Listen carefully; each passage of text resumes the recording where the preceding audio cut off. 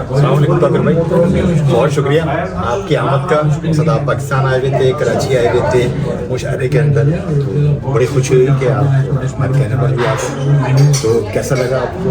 Sir Karachi तो मैं मेरा पहला अंदाज का अच्छा लंच था। बहुत बहुत शुक्रिया आपका, बड़ी मोहब्बत।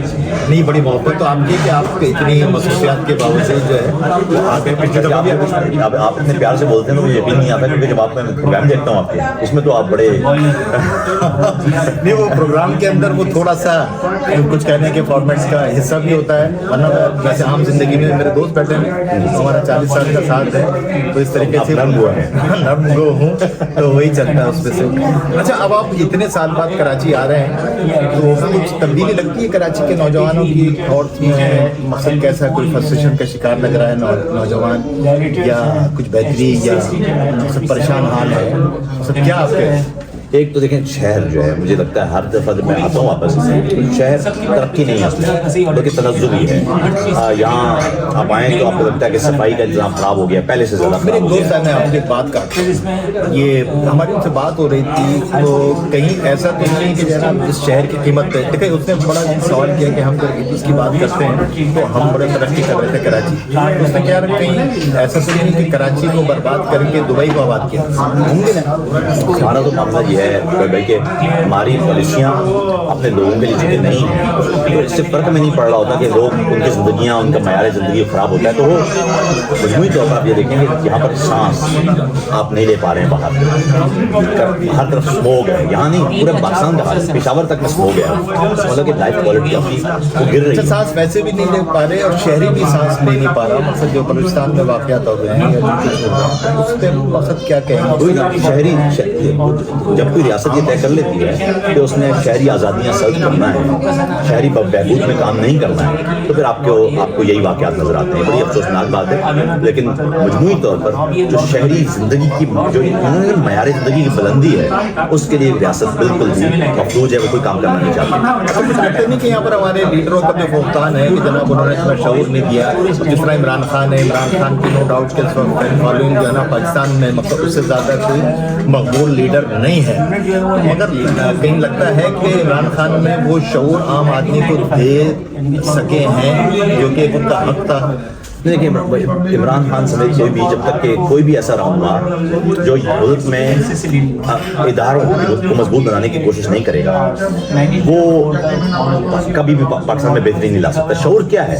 शऊर असल में ये है, रियासती शऊर क्या है? रियासती शऊर ये होगा कि एक रियासत एक फंक्शनिंग रियासत हो, और फंक्शनिंग रियासत सिर्फ वो होती है जहाँ पर इदारे काम कर रहे हो, अफराद नहीं। इमरान खान हो या नवाज शरीफ हो या जरदारी हो, अब ये देखें कि सबसे ज़्यादा जो इदारे हैं वो इमरान खान के दौर में कमज़ोर हुए हैं। तमाम के तमाम इदारों को उन्होंने सियासी मकासद के लिए इस्तेमाल किया है, इसलिए कि वो बुनियादी जो आइडियोलॉजी है वो मुल्क की बेहतरी या आवाम की बेहतरी नहीं है। कहीं भी मुल्क की बेहतरी और आवाम की बेहतरी सिर्फ तब होगी जब कोई बुनियादी स्ट्रक्चर है पाकिस्तान का, उसमें इस्लाहात नहीं करेगा।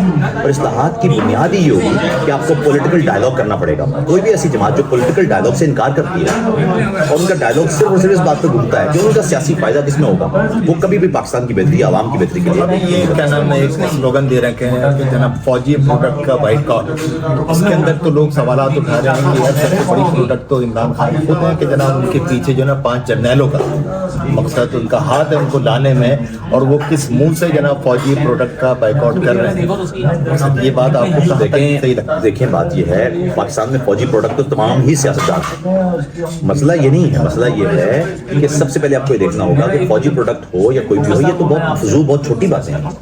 असल मामला ये है, एक सियासी तौर पर जब तक आप पॉलिटिकल डायलॉग पर यकीन नहीं रखते, आप जब तक ये नहीं समझते कि दीगर सियासी कुव्वतें भी मौजूद हैं, आप जब तक ये नहीं समझते कि बेहतरी का सिर्फ एक रास्ता निकलता है कि पाकिस्तान में वसीतर और तवील मुद्दती इस्लाहात पर इत्तेफाक किया जाए। कुछ देखें, सियासी इख्तिलाफ जरूर रखें, लेकिन कुछ बुनियादी चीज़ें हैं, जैसे आपकी फाइनेंस पॉलिसी है, आपकी खारजा पॉलिसी है, आपकी एजुकेशन पॉलिसी है, आपकी लैंड रिफॉर्म्स है, ये आपको करना पड़ेंगे।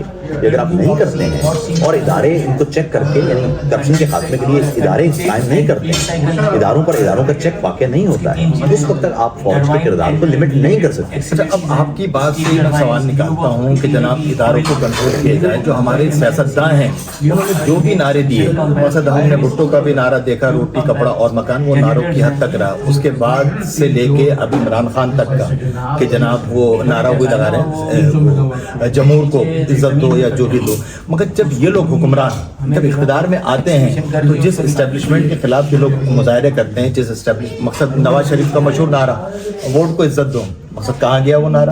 مقصد بھٹو کب سے اقتدار کے اندر ہے، کیا روٹی کپڑا اور مکان سب کو مل گیا؟ عمران خان فوج کی آشیرواد سے 3.5 سال حکومت کر کے گئے، تو کیا نام ہے اس وقت تو فوج اچھی تھی، جب فوج نے اقتدار سے نکالا تو فوج بری ہو گئی۔ تو جب ان کو موقع ملتا تھا اقتدار میں آنے کا تو ریفارم تو یہ لوگ خود ہی نہیں لاتے، تو کون کوئی باہر سے آ کے کوئی ریفارم لائے گا؟ بھائی معاملہ یہ ہے کہ اقتدار میں آتے کیسے ہیں؟ جب آپ اقتدار میں آئیں گے ہی فوج کی آشیرواد سے تو آپ فوج کو سرو کریں گے، آپ عوام کو سرو نہیں کریں گے۔ معاملہ یہ ہے کہ عمران خان جب آئے تھے اقتدار میں وہ ایک پورے پروجیکٹ کے تحت آئے تھے، اسی طرح اب جو حکومت ہے یہ بھی فوجی پروڈکٹ ہے۔ تو مسئلہ یہ ہے کہ ایسی صورت میں آپ عوام کی بہبود اور آنے والی بھی اب اور زیادہ، بلکہ میں آپ کو سمجھ بتاؤں کہ آج جو آپ کو زیادتیاں نظر آ رہی ہیں ان کو اگر آپ پیچھے رول بیک کریں تو آپ کو نظر آئے گا کہ کہاں سے شروع ہوئی ہیں۔ جب آپ نے فوج کو ہائبرڈ ریجیم بنا کے فوج کو سولین ادارے پورے سونپ دیے تو فوج آتی آسانی سے جاتی آسانی سے نہیں ہے۔ اب آپ کو کئی دہائیاں چاہیے ہوں گی فوج کو واپس 2018 تک کی پوزیشن میں لانے کے لیے، اب اتنا آسان نہیں ہوگا، لیکن کرنا پھر وہی ہوگا کہ آپ کو پولیٹیکل ڈائیلاگ سے ہی دھیرے دھیرے یہ اسپیس لینا پڑے گی۔ نہ یہ اسپیس ایک دن میں آئی ہے، نہ یہ اسپیس ایک دن میں جائے گی، اب آپ کو وقت لگے گا، لیکن وہ صرف اس صورت میں ممکن ہے کہ آپ دیگر سیاسی قوتوں کے ساتھ بیٹھیں اور یہ طے کریں کہ آپ ایک مناسب سیاست کریں گے۔ آپ یہ جو مذہبی کارڈ کھیلنا یا سیاسی فائدے کے لیے انتہائی غیر معمولی حد تک نفرت انگیزی، غدار کے فتوے، اس سے باہر نکلنا پڑے گا۔ اگر آپ واقعی رہنما ہیں تو آپ کو رہنمائی کرنا پڑے گی۔ دیکھیے سیاستدان اگلے الیکشن کا سوچتا ہے اور رہنما اگلی نسل کا سوچتا ہے، آپ اب تک اگلی نسل کا نہیں سوچ پا رہے ہیں۔ اور ہمارے ساتھ فقدان یہ ہے کہ ہمیں سیاستدان ملے ہیں، ہمیں رہنما نہیں، کوئی رہنما نہیں۔ بڑی اچھی گفتگو رہی توقیر بھائی، تو آپ کو پتہ ہے مجھے بڑا پسند ہے، اس کے ساتھ ہی ہم اپنی گفتگو کا اختتام کرتے ہیں کہ یہ شہر اب چراغ جلا تک نہیں رہا، لیکن یہ بات کوئی بتا تک نہیں رہا۔ سجدے یقین دعائیں انا ذات خواب نیند پاگل ہمارے پاس خدا تک نہیں رہا۔ بہت شکریہ، انشاءاللہ پھر ملاقات رہی ہے، سلامت رہیں۔